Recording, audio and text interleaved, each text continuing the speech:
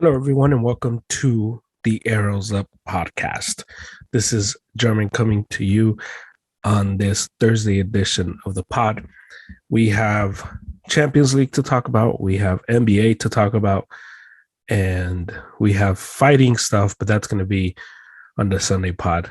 But just a little preview on the Sunday pod, we're going to do a lot of fighting, and a lot of the Canelo stuff is kind of getting ironed out. He rejected the PBC thing, the PBC contract, and will be joining Matchroom and my guy Eddie Hearn for a 2 fight deal and possibly longer, as reports of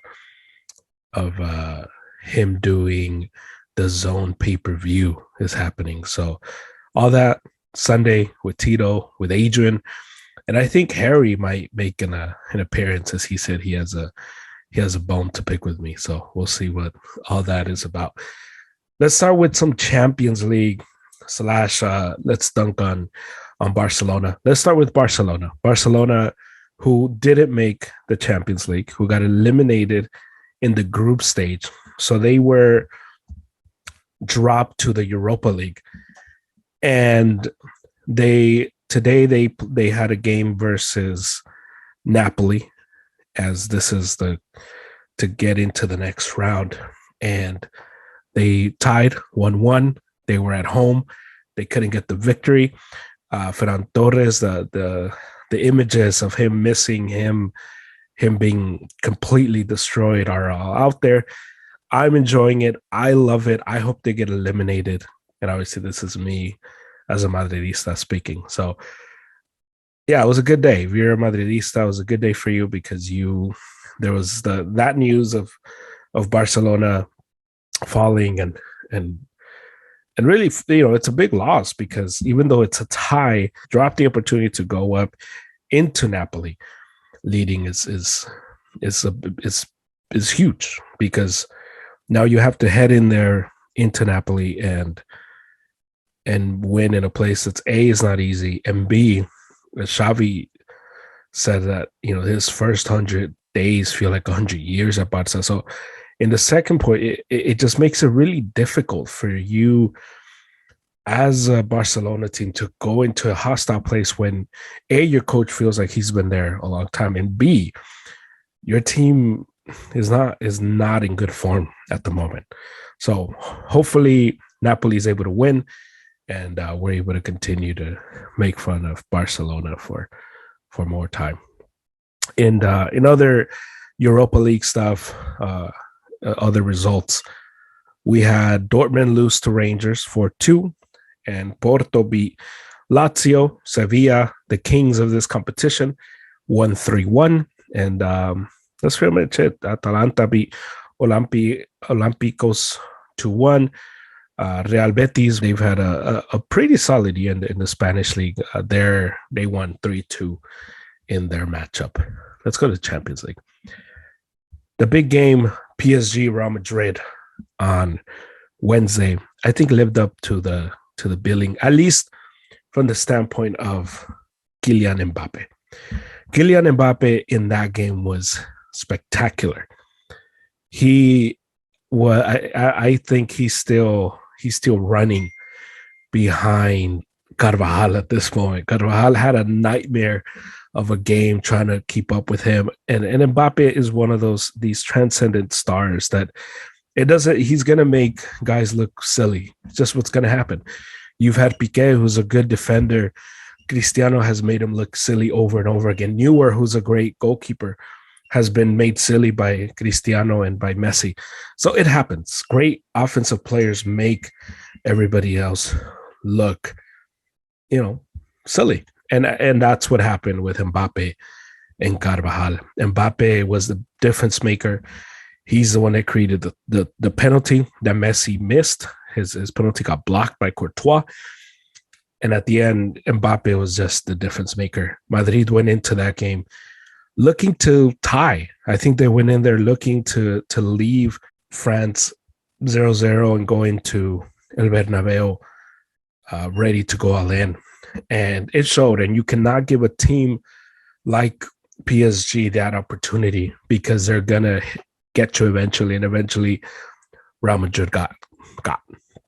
And so Mbappe did his thing. He had a masterful goal. He was the best player, not just in that game, but in the entire 2 days of games. He was so spectacular. I can't speak enough of Mbappe. And if you didn't see it, if you can find a replay of it, you should, because the highlights are not going to do justice.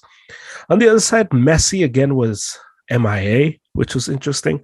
And you kind of expected him with a better squad against Real Madrid, and although he's had his problems against Real Madrid ever since Ronaldo left, it was weird to see him not be just so involved. It was so interesting. It was so weird to see that, because although we've seen Messi disappear in Championship League games, it's one of those, he's so great, he's so good that you expect a different result every time.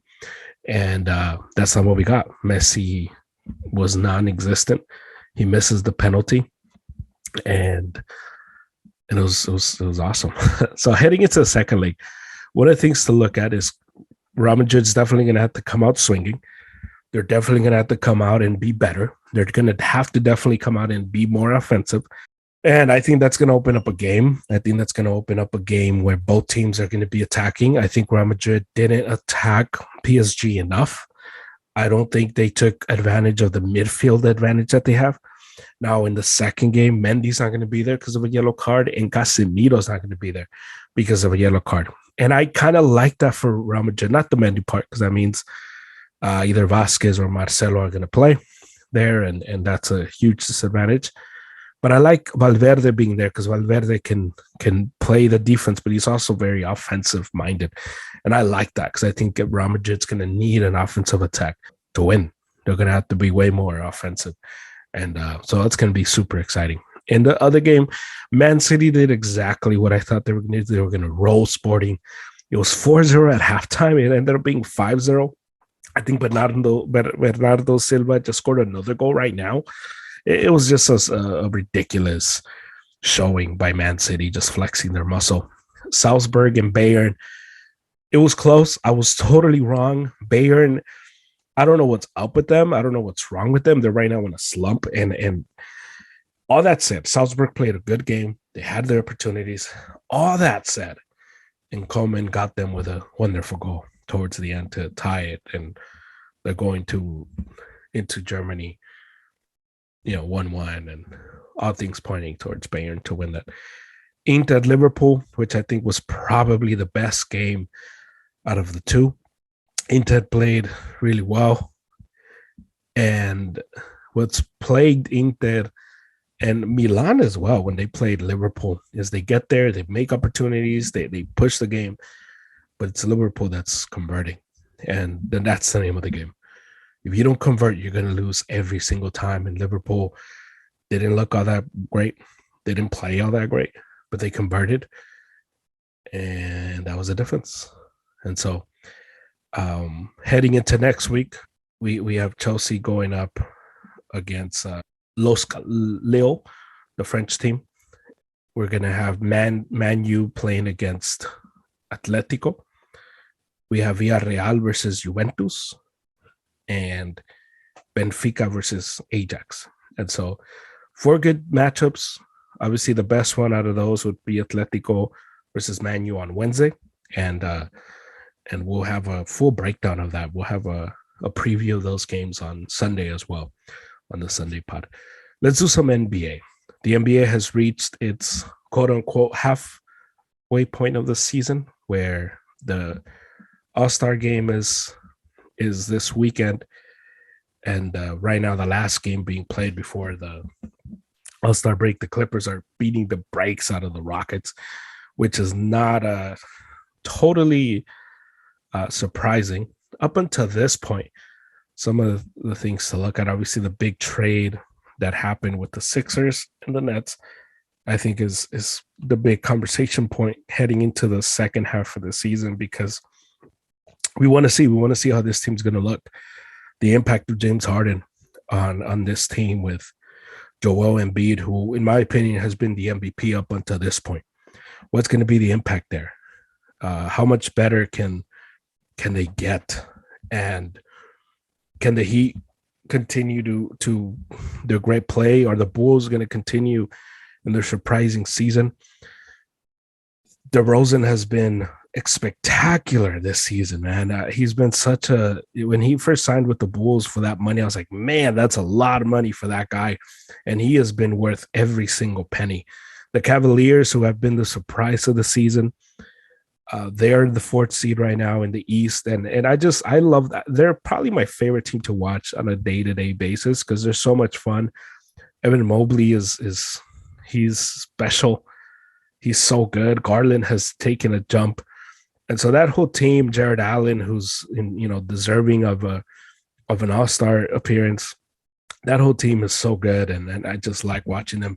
Milwaukee, who's been up and down, haven't been completely healthy yet, but it's a team that you have to give them the benefit of the doubt because they won the title last year. Giannis is, I think 1B to Durant's 1A in terms of who's the best basketball players in the world.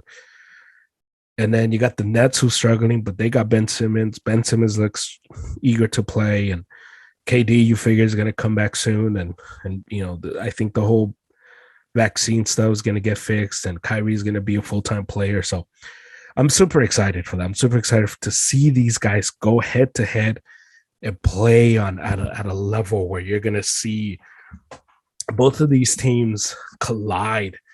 And with the Nets and the Sixers, and the East is going to be just one hell of a just matchups throughout in the playoffs.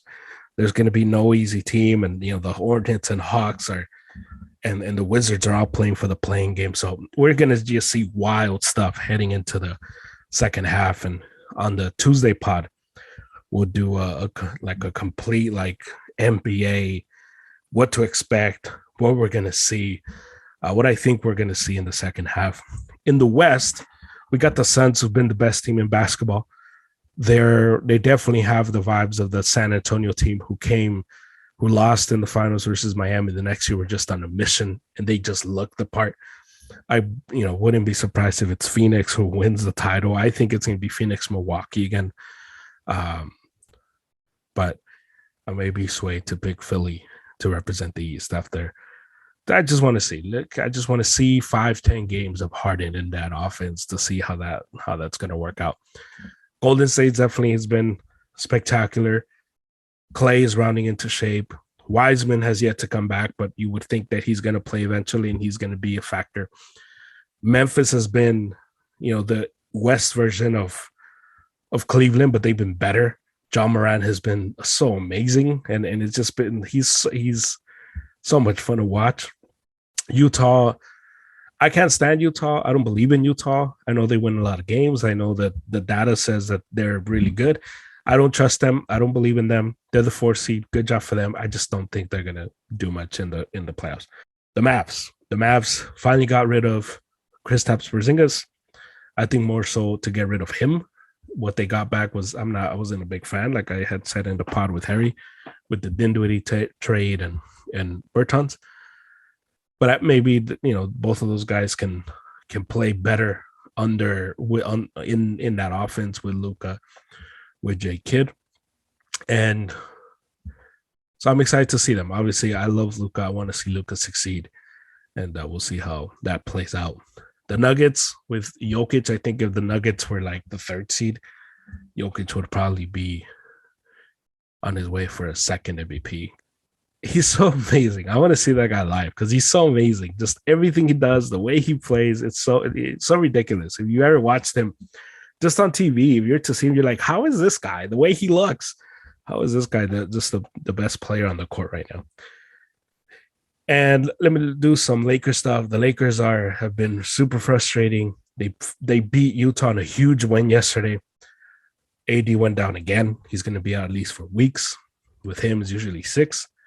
So we'll see how that turns out. I think the Lakers are not going to win the title this year. I don't think they are in contention to do much unless something clicks and AD comes back sooner, or when he comes back, he's a different AD. But the AD we've seen this year is not it. This guy is not the guy that we saw 2 years ago that helped the Lakers win the title. So That's what I think about the NBA. So that's where we're at. That's the pod. Very short one. Just want to get in here and do the recap of the Champions League. Do something to spring us forward into the NBA second half, and here we go. NBA season is about to continue. It's about to heat up, and we'll be here for it. So for German, Erza Podcast. Until next time, see you later.